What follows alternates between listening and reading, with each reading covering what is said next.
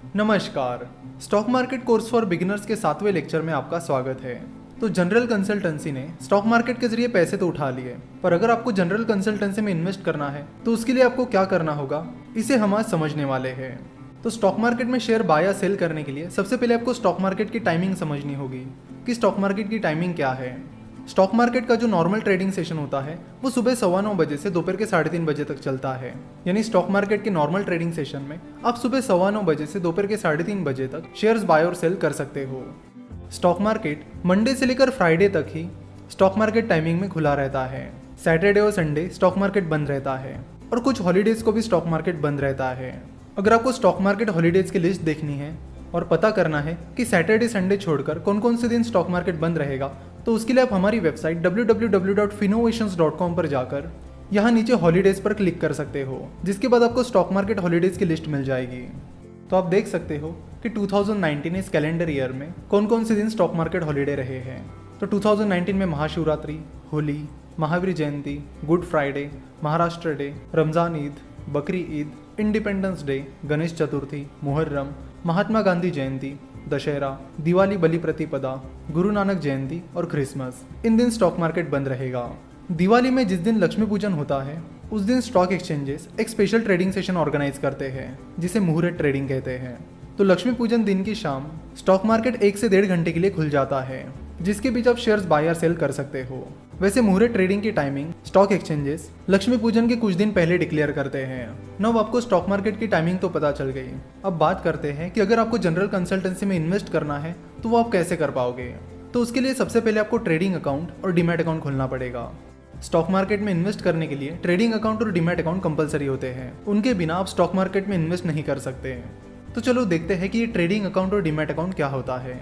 Basically हम जो shares bye और सेल करते हैं उन्हें ट्रेडिंग अकाउंट के जरिए बाय और सेल किया जाता है, और फिर वो जो बाय किए हुए शेयर्स हैं उन्हें डीमैट अकाउंट में रखा जाता है। चलो तो देखते हैं कि ये प्रोसेस कैसे काम करती है। सबसे पहले आपको अपने ट्रेडिंग अकाउंट को अपने बैंक अकाउंट से लिंक करना होता है।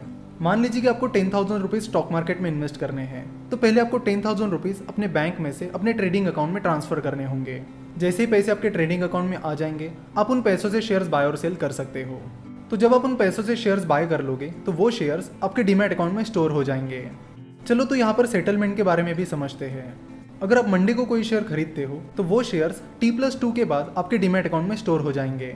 यानी अगर आप मंडे को शेयर्स खरीदते हो तो मंडे हो जाएगा T यानी ट्रांजैक्शन डे, ट्यूसडे हो जाएगा T+1 और वेंसडे हो जाएगा T+2। यानी जो शेयर्स आप मंडे को खरीद लोगे वो शेयर्स T+2 यानी वेंसडे को आपके डीमैट अकाउंट में आ जाएंगे। तो इस तरह डीमैट अकाउंट और ट्रेडिंग अकाउंट काम करते हैं। डीमैट अकाउंट खोलने के लिए कुछ डॉक्यूमेंट्स की ज़रूरत होती है, जैसे कि पैन कार्ड, आधार कार्ड, बैंक डिटेल्स एटसेट्रा। सवाल आता है कि अकाउंट खोलते वक्त बैंक डिटेल्स क्यों।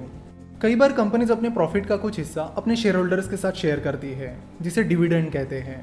यानी अगर आप जनरल कंसल्टेंसी के शेयर खरीद लेते हो और कुछ टाइम बाद जनरल कंसल्टेंसी शेयर होल्डर्स को डिविडेंड डिक्लेयर करती है, यानी अपने प्रॉफिट का कुछ हिस्सा अपने शेयर होल्डर्स के साथ शेयर करती है, तो वो डिविडेंड सीधे आपके बैंक अकाउंट में ट्रांसफर किया जाएगा।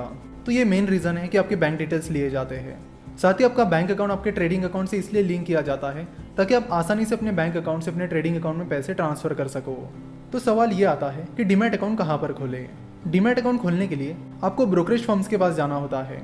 इंडिया में 300 से भी ज़्यादा स्टॉक ब्रोकरेज फर्म्स हैं, इसलिए पहली दिक्कत यही आती है कि डीमैट अकाउंट कहाँ पर खोलें, क्योंकि अलग अलग टाइप्स के ब्रोकरेज फर्म्स होते हैं, उसमें भी उनके ब्रोकरेज चार्जेस अलग होते हैं और बाकी चार्जेस अलग अलग होते हैं। उनकी टेक्नोलॉजी अलग अलग होती है, उनकी सर्विसेज अलग होती है।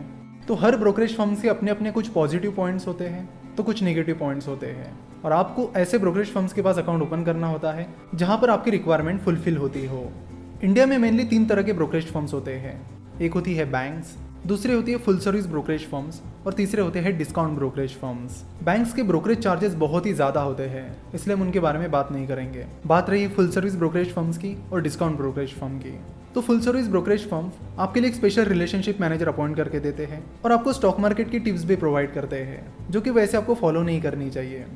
क्यों फॉलो नहीं करनी चाहिए इसके बारे में हम आगे कभी बात करने वाले हैं।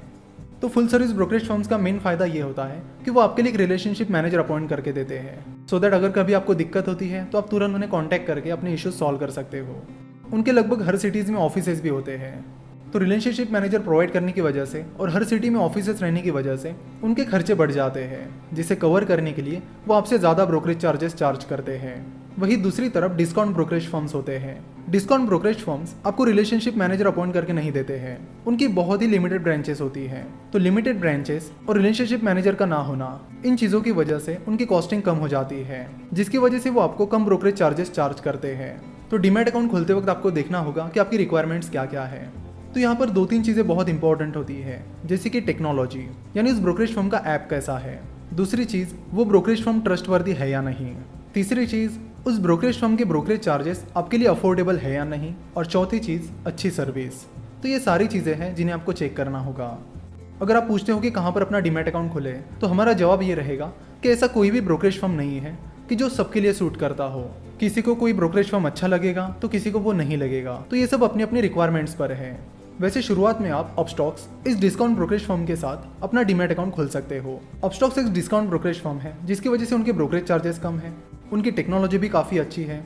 प्ले स्टोर पर उन्हें 4.4 की रेटिंग मिली है, जो कि स्टॉक ब्रोकिंग इंडस्ट्री में सबसे ज़्यादा है। साथ ही Upstox mister Ratan Tata funded company है, जिसकी वजह से ट्रस्ट का भी कोई इशू नहीं आएगा। तो आप शुरुआत में अपस्टॉक्स के साथ अपना डीमैट अकाउंट खोल सकते हो और चेक कर सकते हो कि क्या वो आपको सूट करता है या नहीं।